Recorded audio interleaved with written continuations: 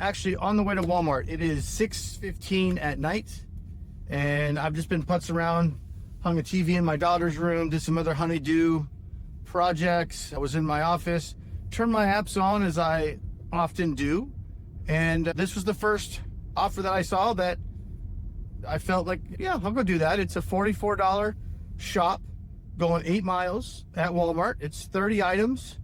It'll probably take me 20 minutes. I'm really quick in Walmart. And the delivery will probably take me about 8 miles out, 8 miles back. So it's 15 minutes to get up there and 15 minutes to get back. So all in, we're probably looking at about an hour. But from door to door, if I go straight home after, maybe I'll get something else. I'll have my apps on. So if I do get something else when I'm out, I will. We got a storm coming in right now. Not a big deal. I want to make a conscious effort to do these videos more consistently for you, more of a ride-along style. Guys, I've got this stuff down to a science. It's super simple. It's super easy. Just making extra money to get yourself out of debt, to invest into your future. I know it's not sexy, guys, but this is why I started the Penny Stupid Project in 2022, because I wanted to try and see if there was any validity to any of these Uber, Lyft, DoorDash, Instacart, any of that stuff. And the way I do things today in 2025 is very different than I used to do it in 2022. But guys, if I can squeeze these gigs into my life, I'm extremely busy, full-time consulting business. I've got kids in sports. I've got all 3 of them in school, family of 5, all of the things that regular people have, right? We are gone from the house all the time. Or if I'm home, I'm usually in my office working. But yet I can still find time to go out and do a DoorDash over here or an Instacart or a Walmart. And if you look at this week or last week, the week before Labor Day, the last week of August, let me tell you, this is very part-time, mostly in the evenings. And then sometimes on the weekends if we don't have baseball or softball tournaments. $963 last week I made. Now, I worked 23 hours, which is actually a busier week than I would normally do. That's a lot, full-time business. But those hours broke down 2 hours on Monday, 0.7 hours on Tuesday. Again, this is usually after dinner, kids have gone to bed, maybe even after practice. Sometimes I don't even go out till 9 o'clock at night. Maybe do a couple of deliveries between like 9 and 11 and then go home. That's it, right? And it adds up real quick. I mean, for a lot of you guys watching this, if you've got debt, 20 grand in credit card debt, 30 grand in credit card debt, what would an extra $500 a month do that you could just literally throw on the debt? $1,000 a month. Guys, I made $358 yesterday doing grocery delivery, just out there just doing it because we had a lazy day. It's a holiday weekend and I knew it was going to be busy. So make hay while the sun shines. Wednesday, I did 2 hours. Thursday, I did 2 hours. Friday, I did 3 hours because it's a little bit busier. Saturday, I did 4.5 hours. We had, again, a rare off weekend. Kids didn't have any sports. So I was like, I'll go out and drive a little bit. Still did some projects around the house, got some office work done, had a couple of consultations with clients. I managed to get 4 hours in. An hour here, 2 hours there. And then Sunday, I just went out. I don't think I went out until about 1 o'clock in the afternoon on Sunday. But then it was so busy. I had a unicorn Instacart at $78 for a 20-item shop going 10 miles. Yes, please, I'll take that. That was an easy $78 for that hour. And then I had a 47 Instacart back-to-back right behind it, less than an hour on that one. So in 2 hours, I was at $130-something because, I had another quick $12 one in there too. But guys, my point is, last week I made $960, very part-time, on my own pace, on my own schedule, okay? And, all I see on YouTube are videos about, Instacart sucks, DoorDash sucks, Lyft sucks. Yeah, they do. They all suck if you don't use them correctly and or you're not in an area that they can be effective. You might be in an area that is just too saturated. If there's too many drivers fighting for a limited amount of work, it's simple supply and demand. You're not going to get a lot of good orders because you got drivers out there taking all the good orders. But you won't know that until you get out there and you try it, right? And I'm not saying you have to go out. I average $40 an hour when I go out and drive, but I'm extremely selective. I don't drive the way most of these gig workers drive. If you do it full time, you'll barely make any money. I mean, you'll make more than I do probably part-time, but you won't make more per hour, right? The longer you try to do it, 40 hours a week, 50 hours a week, 60 hours a week, the less per hour you're going to make, right? You have to learn how to cherry pick and be comfortable saying, no, my acceptance rate on most of these apps is like 5% or less. I give two shits about my acceptance rate. That's where a lot of people mess up. They think they have to accept half of the orders that come in or 70%. And that's a great way to go broke and break your car, right? Because most of the orders on these apps are crap. And that's why people look at that and say, this is a scam, this sucks, can't make any money. You can make money, right? Right now I'm going to do this $44 shop at Walmart. It's gonna take me about an hour. Took a break, got out of the office, gonna go make 44 bucks and I'll be back in an hour. You know, just cherry pick them. There's your 40 bucks an hour right there. If I get a good order after that, I'll do that while I'm out. If I don't, I'll just go home. If I don't have a good order by the time I get home, boom, fine, I'm home. You have to use this as part-time money, have a full-time job, have a full-time source of income, and use the gig apps for what they were designed for, which is part-time money. And you can easily make an extra $500 to $1,000 a month. I could accidentally make $1,000 a month. Without even trying, I can make $1,000 a month. I mean, hell, I almost made that. I was $40 shy of that last week, much less a full month. See the totes? Collapsible laundry totes. They collapse when you're not using them. And then it's just my deliver that catering insulated bag. I like that.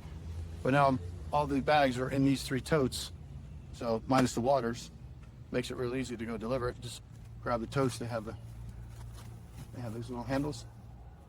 Grab the handles and grab 2 totes at a time. Walk them up, especially if you're going upstairs in an apartment or something. It's good stuff. Get the ding here. Liberty Station, DoorDash, $6.95. You know, this one's interesting because I'm going right by Liberty Station on the way out on this delivery. And the delivery is also going the exact way I'm going. But it's only $7. It's only $7. Normally I'd say no. Let's accept it for the gram and see if I was right. And when I'd be right is if I get there and they're like, oh, it's still 15 minutes, right, before it's ready. But this is why I usually don't accept anything, even though the pickup and the drop are on the way to this delivery. And you'd be like, hey, that's just an extra, you know, $8. Was it $7.95, I think? So you go, oh, that's just an extra $8, essentially grabbing an order and going the way you're going anyway. But oftentimes you run into it's not ready at the restaurant, or it's a hassle, or there's a million things that could go wrong to where you start getting aggravated now with yourself for making that decision. And you go, I'm only getting $7 for this aggravation, because if that order's not ready when I get there, and this thing is, the restaurant's only 2 miles away from me. If this order's not ready, I've got 2 options. Sit and wait for it. You know, I made the decision. And my rule is don't accept any orders, any DoorDash or Uber Eats under 10, and don't accept any shops where I have to go into the store and check out and load my car and all that. Don't accept any shop that's under 20, because on any of these things, there's a fixed amount of time, any number of things that can go wrong to delay you. Where if you went, okay, if I pull up at this restaurant and it's ready, and I go and I deliver, it's an easy drop and everything's all on the way to my $44 anyway, then Lottie freaking dog, great, everything's good. I added an extra $7.95 to my $44, so now I'm getting $50, and that's fine. But Murphy's Law is the order won't be ready, and there will be a hiccup at the drops, okay? Well, if I want to stay on a $40 an hour pace, if I take 15 minutes extra to get this order and get it dropped, if that takes me an extra 15 minutes than it normally would have taken me, then I screwed myself. Now I'm pulling my per hour rate down, because now at 15 minutes making $8, that's only $32 an hour. So this order cannot slow me down more than 15 minutes. And I'm literally driving right by the restaurant. I could toss a baseball out the window as I drive by and hit the wall of this restaurant. If this order is not ready, I have to make a decision. Do I sit there and wait, or do I cancel the order? And again, with DoorDash, I have to keep my cancellation rate above 90%, or under 10%, however you want it. Right now I'm at like 93%. So I can cancel, but that's, again, you're only allowed to do this 10 out of 100 times. And then you start getting into, I took that risk of having to cancel an order so I can make $8. It always seems, I don't know what it is. The smaller the order is, the more it has problems. And honestly, I think it might be perception, because the smaller the order is, the more pissed I get at myself for accepting it in the first place. So I almost didn't do it. I waited for the last second. I decided I wasn't going to do it because I like to focus on the big stuff. But I decided it'd be a good experiment to show you guys. And maybe it works out. Maybe I walk in here and the order is ready and it's all good. But maybe not. Let's see. Let's see if I made a good decision. I'm at the restaurant right now. I literally just pulled in off the road. And start the timer for the hostess time. This is actually a really cool speakeasy right here. It's right next to this place called Liberty Station. It's pretty sweet. Good, how you doing? I got a pickup for, hold on a second. Jesse.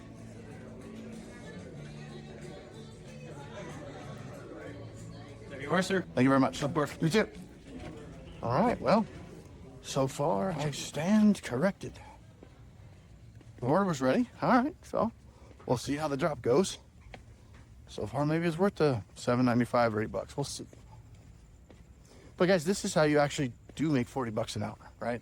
And like normally I wouldn't have done it. I've been burned too many times by it. But if that was like a $12 pizza or something like that, that's what I like to do. Directions, go there first, then we'll go drop off the Wally World, and we'll be done. And hopefully it's a leave it door, but it's only 3 miles away. So that's not a big deal. And I will tell you when I deviate from the path that I was going to be on. But that only took 3 minutes in the restaurant. So far we were on a 3-minute deviation. Now we're back on track where we would be. And we will see how long we have to deviate for the drop. And what I want to do, I'm going to put my Walmart address in the Tesla so I can see where we're going to deviate. So, in real time. All right. I need to take a right turn for my DoorDash, and I would be taking a right turn for Walmart. So far, so good, on the same path. Now, obviously, you don't do this if you see I don't care how good it is, if you see like a DoorDash and it's going the opposite direction. You don't grab it. If you take a DoorDash or Uber that is not going the same direction, is if, number one, the order wouldn't be late, or it's not an order, like you don't already have somebody's burrito in your car and then grab a pizza that's going the complete other way, and then you're going to be late. But if it's groceries, you have like an hour to get that delivered. So the only time you'd want to take a delivery, like a stack, but it's not going the same way, is if the stack is so good, the dollar per mile and the time that you have to put is so good that the money you would get to drive out and do that one and then get over to the original one that you're already on still makes it so that you're still on pace for $40 an hour. Like if this was a $12 order going 4 miles the exact opposite way, and you'd go, oh my gosh, that's a good order. It's $12. It's going 4 miles. Oh man, I want to get that. If it's going the same way or even kind of the same way, so you're at least chewing up some of the miles, fine. But if it's going the exact opposite way, you got to realize it's not $12 for 4 miles, because you're gonna have to come all the way back. So now you're talking 8 miles for that $12. Still not a horrible order, but not a stellar order. And then depending on how long it's going to take, so now you're driving 8 miles plus the delivery plus the time at the restaurant to pick it up. You could easily be talking 20 or 30 minutes to get that order done. And now you're like, wait a minute, $12. Even if it was only 20 minutes, $12 for 20 minutes, no, that's only $36 an hour. Yeah, it's $36 an hour. So that's pulling away from your and I'm not saying $40 an hour is the magic number. So if it's $38.50, you don't take it, right? Because it'll average out. It doesn't have to be $40 or more. You know, because you also have to be making money too, and you also have to be aware of what's available in your area. You can't just cherry pick only what you want if it's not based in the reality of your area. I could say $40 an hour all day long, and I might go, if I go into an area that doesn't have the clientele to support that through tips, because that's where this money comes from. Okay, here's my deviation right here. Okay, so it's 721. If I was doing Walmart, I would go right, but now I'm going straight, and I've got 0.49 miles. I'm deviating 0.49. Back to what I was saying, you also have to study your market and know what's possible. You can't set your goals so high that you can't achieve them. Otherwise, why don't you say, oh, I'm only going to take orders that give me $100 an hour. If I said that, you'd never get an order. Jesse? Yep, perfect. $6.90. Why was I thinking $8? This was even kind of $7.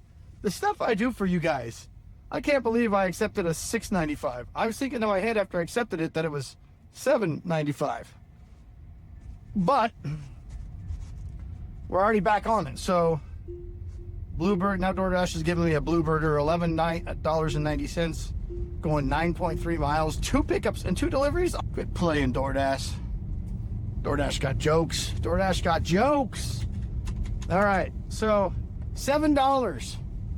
Was it worth it for $7? So we deviated, I would say 2 minutes max on the delivery. Because as soon as this guy goes, I'm going to take a left turn. And now we're back on course. So we deviated 3 minutes for the pickup and 2 minutes on the drop. So deviation was 5 minutes. Additional miles was 1. So we got lucky. I will tell you that. We got lucky. So yeah, that time it worked out. $7 for 1 mile and 5 minutes. Yes, that worked out in our favor. That was good. All of you would take $7 for 5 minutes of work and 1 mile of driving. Sometimes stuff works out. All right, we are 0.5 miles away from this delivery, and we will get our $44, assuming she's not unhappy with the chicken breast that we had to substitute. Gate. Teach you guys a little trick right now. Yeah. See this? See that? All right. I live in an area that has a lot of gates, a lot of private communities all over the place. Ooh. Yep. I didn't even have to look on the app to see if there was a gate code because I had it saved. So let me see if there is a gate. Yeah, there was a gate code. So that time it would have been fine. But guys, how many times have you rolled up on a private community, apartment complex or whatever, and there's a gate, and you go in the app, and there's no gate code in the app? Especially if you're doing it late at night, so there's not a lot of traffic, and you're just sitting there texting them, calling them, just being mad, right? What if there's a $6.95 pickup that you threw on there? Don't even think about that. You got a gate code that you can't get through because you can't get a hold of the customer. So here's what I do. Whenever I go to a gate, I got the gate code, I'll punch it in, and then I'll hit Siri. I'll say, remind me when I arrive at this location that the gate code is pound 1111 or whatever. And Siri goes, oh, okay, I'll remind you. And half the time it actually does it right and it puts the proximity indicator in. So I always double check because sometimes it doesn't do it right and it just gives me just a straight reminder. Well, that doesn't do you any good without the proximity, right? So then you just go and hit at this location and you update it. So then anytime you drive by that gate again in the future, you'll get a notification that tells you what the gate code is for that gate. It works beautiful. I can't tell you the number of times that has saved me pulling up to a gate. And now I have so many gates in there. I don't even look at the app unless for some reason I don't have the code or the code I have doesn't work, because sometimes codes will get reset. And oftentimes different people will have different codes, but it doesn't matter which code you're using. So every once in a while, the code I have saved won't work anymore, and I'll have to update it with a new one. But that is a pro tip if you live in an area with a lot of apartments and a lot of private communities, and you just get frustrated with gate codes. and them not putting it in. Save it in your reminders and put a proximity location. All right, we are here in the route. Okay. And confirm arrival. Yes, we sir. Front door. Okay. Double check the address always. 726 drop off. Confirm. I'm here. Got it. Front door. Okay, I'm just gonna leave you guys in the cart.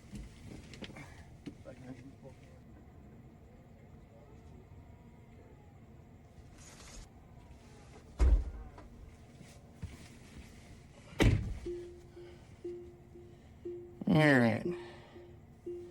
Walmart trying to give us $30 for a 3.8 mile shop. 49 items. I would not do that anyway, but it's also in Phoenix, so I'm definitely not doing it. Reject. Reject offer. All right. Actually, at night, I usually don't ring the bell or knock or anything because the app always alerts when I take the photo and hit delivered. The app will alert them. So very rarely do I even knock or ring the bell because almost everybody has dogs. The dogs go crazy. So sometimes during the day I will, especially if it's a hot day and I have cold, frozen stuff. I want to make sure they know right away. So I'll put everything down and then I'll ring the bell. But at night I don't, especially when it gets into like 9 o'clock. So now we're heading back. With that extra order, we're at $51.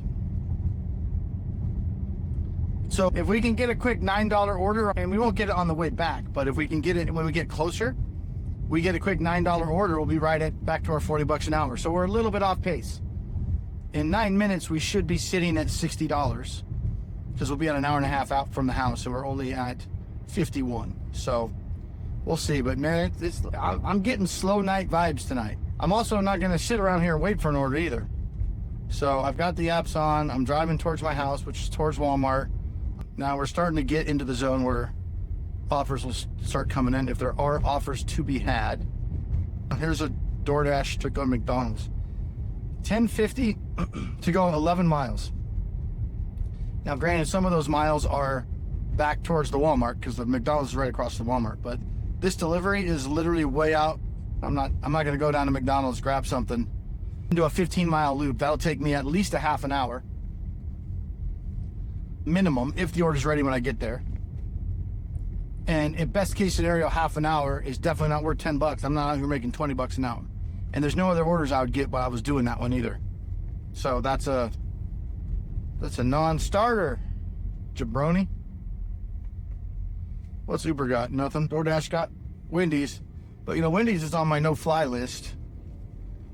So it better be a damn good order. And it is not. It's $5 to go 5 miles. Now, kicker on this one. It's 5 miles, but 4 of those miles are basically to where the Walmart is. Where I'm driving those miles anyway. So this is literally $5 for 1 mile. I ain't doing it. No, I got my standards. My minimum is $10. I'm not gonna deviate for $5. It makes no sense. How fast would you have to get that out of your way to make $40 an hour, taking a $5 order? All right, Uber's got something for me. Walmart's got nothing for me. Want to give me $18.67 for 30 items at Fry's going 2.5 miles. No way. Okay, wants to give me $5.71 for 6 items going 3 miles. Also no way. Nope. All right. This might be all she wrote for the night. It's not going to end up being that great because by the time I'm home, it's going to be closer now to an hour and a half for $51. So not great, but not horrible. What would that be? That's $100 in 3 hours. So it's $33 an hour, not the 40 I wanted. But it would be more like 37 or 38 an hour if I wasn't doing the video. So I'm just going to head home and be productive. I'm not going to go sit and work on. And the drop time for Walmart's already come and gone. So unless the shop just randomly comes in, Walmart's not going to have anything. And it's 8 o'clock at night. People are recovering from the long weekend. There's not going to be any big shops unless they're doing their weekly shop for today, treating this like a Sunday night. But it's kind of late to be doing that. So I'm just going to head home. But again, this is why you got to do this stuff part-time, guys. Plus, DoorDash and Uber always try to get me to do something when I head home. $6.88 to go to the other McDonald's, which is 6.7 miles. But if a driver was closer, that wouldn't be a horrible deal. But I'm not doing 6.88, $6.88. Climb that, sucker. Ooh. Instacart gave it the fire emoji and added another $1. Now it's going to give me $19.74 for 30 items going 2.5 miles. No way. It's at the Fry's grocery store.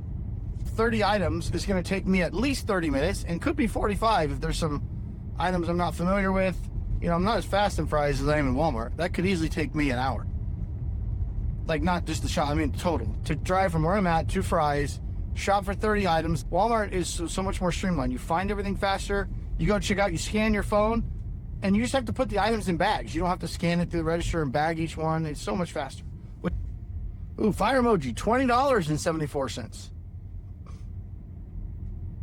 Well, here's my cheat code. My cheat code for shopping. $1 an item, $2 a mile. So for me to do this order, it would have to be $30 plus $5. 2.5 miles, double that, it's $5. So they would need to come up to $35 from $21.74. And I can tell you, Instafart is not going to go up that high. It's a $13 tip. It's not. I mean, it's not a bad order. If somebody's okay, you know, if you have a lot more experience than I do and you do this full time, that it's a very low mile order. So that's not a bad order, especially on a slow night. I wouldn't do it because it doesn't meet my minimum, but I'm sure somebody else would grab that because it's not horrible. You're not burning gas. Now, let me tell you, if that was a Walmart at $21 with 30, even at Walmart, I know it'd be faster, half an hour or less, and then have to do the delivery, which will take maybe 10 minutes. So that would take, at Walmart, that would probably take me 40 minutes, maybe 35. But even at 40 minutes, it's only $21. So that's about $31 an hour. So it's still light, But at Fry's, that could easily take me 45 minutes to shop at it. Yeah, I don't see anything else. So 8 o'clock, I'll probably just go home and just shut my apps off just so they don't even distract me. Because once I'm home, it's 8 o'clock at night. I got to get up early. I do a podcast tomorrow. We've got a full day of work tomorrow. I'm not going to want to go out. But sometimes, you know, I do leave the apps on, and I do like what I call the witching hour, though. When most of the drivers go home, they'll go to bed. You know, not drivers out in this area, especially on a slow night like this. I have gotten a lot of good Lyft Black rides late at night like that because there's no other Uber drivers or Lyft drivers up here. So sometimes I'll turn on my Lyft, and then, you know, sometimes I'll get a random sitting in my office late at night or watching a show or whatever, and I get a, hey, some guy wants to go down to Scottsdale for $100. I'm like, how good is this show? $100 is $100. Yeah, I might do that.